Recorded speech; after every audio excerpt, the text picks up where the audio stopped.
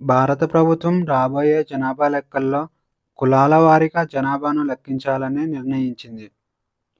ఇండియాలో కుల గణన చరిత్ర చూసుకుంటే 1941 సంవత్సరంలో కులాల వారీగా జనాభా లెక్కలను సేకరించారు.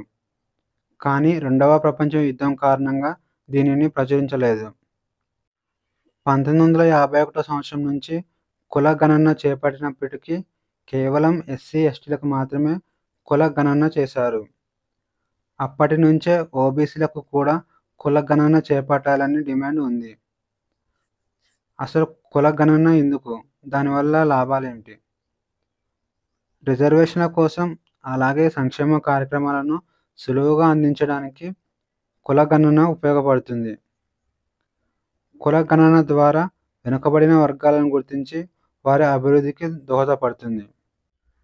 చీతా కారిడార్ ప్రాజెక్ట్ చిరుతల యొక్క కదలికలను గుర్తించి వాటి నివాస ప్రాంతాలను విస్తరించడం ఈ ప్రాజెక్ట్ యొక్క లక్ష్యం. ప్రాజెక్ట్ యొక్క వివరాలు వచ్చేసి ఈ ప్రాజెక్టు 17,000 చదరపు కిలోమీటర్ల విస్తీర్ణంలో ఉంటుంది. ఇది రాజస్థాన్, ఉత్తరప్రదేశ్, మధ్యప్రదేశ్లోని 27 జిల్లాలలో విస్తరించి ఉంది. చిరుతల నివాస ప్రాంతాలను విస్తరించడం ద్వారా అవి స్వేచ్ఛగా సంచరించేలా చేయడం ఈ ప్రాజెక్టు యొక్క లక్ష్యం. తెలంగాణలోని గుండారం రిజర్వ్ ఫారెస్ట్లో జరిపిన పురావస్తు సర్వేలో 11 శాసనాలను గుర్తించారు. 11 శాసనాలలో 2 శాసనాలు శాతవాహనుల చరిత్ర గొప్పదనాన్ని గురించి వివరిస్తుంది. మరో శాసనం హరితిపుత్ర వంశానికి చెందిన రాజు గురించి తెలుపుతుంది. ఈ శాసనాలు బ్రాహ్మీ లిపిలో రాయబడ్డాయి. భారతదేశంలో తొలిసారిగా ఉత్తరప్రదేశ్ ఎక్స్‌ప్రెస్ వేపై యుద్ధ విమానాలను రాత్రిపూట ల్యాండింగ్‌కు అవకాశాలు కల్పించింది. దీనికోసం 3.5 కిలోమీటర్ల ఎయిర్ స్ట్రిప్‌ను నిర్మించారు. దీనికి గంగా ఎక్స్‌ప్రెస్ వే అని పేరు పెట్టారు. గంగా ఎక్స్‌ప్రెస్ వే మొత్తం 594 కిలోమీటర్లుండగా అందులో 3.5 కిలోమీటర్లు రాత్రిపూట యుద్ధ విమానాల ల్యాండింగ్‌కు అవకాశం కల్పించారు.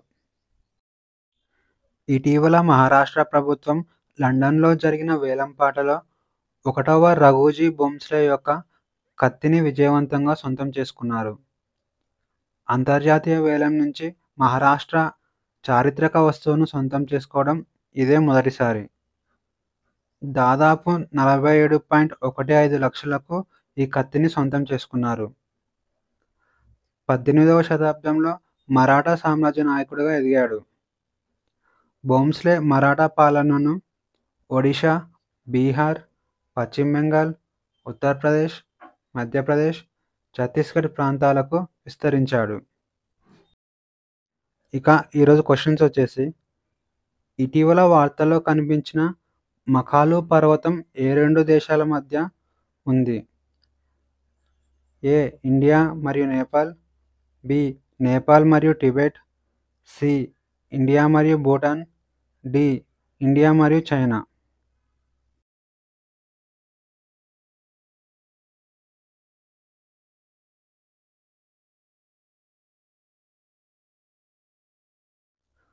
ఆన్సర్ వచ్చేసి ఆప్షన్ బి నేపాల్ మరియు టిబెట్. 2025 యోగా దినోత్సవంకు ఆతిథ్యం ఇచ్చే నగరం ఏది? ఏ. మధ్యప్రదేశ్లోని ఇండోర్, బి. రాజస్థాన్లోని జైపూర్, సి. మహారాష్ట్రలోని నాసిక్, డి. ఉత్తరప్రదేశ్లోని వారణాసి.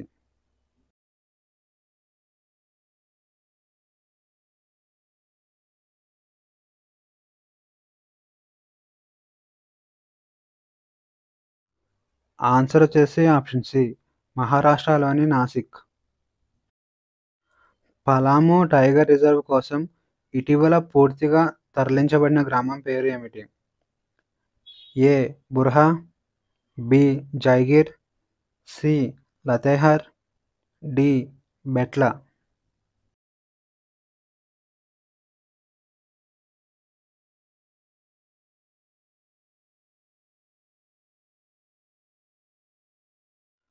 ఆన్సర్ వచ్చేసి option B జైగిర్.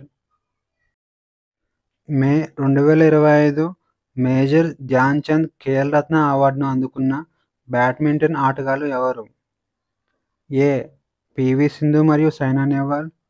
B. Kidambi Srikanth మరియు లక్ష్య సేన్. సి. సమీర్ వర్మ మరియు పారుపల్లి కశ్యప్. డి. సాత్విక్ సాయిరాజ్ మరియు చిరాగ్ శెట్టి.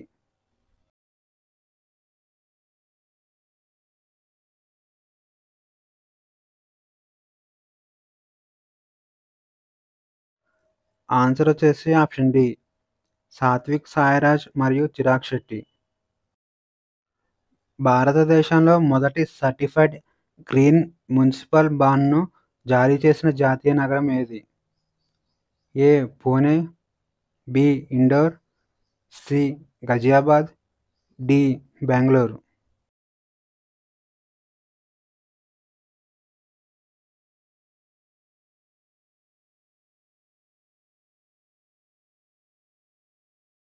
ఆన్సర్ వచ్చేసి ఆప్షన్ సి.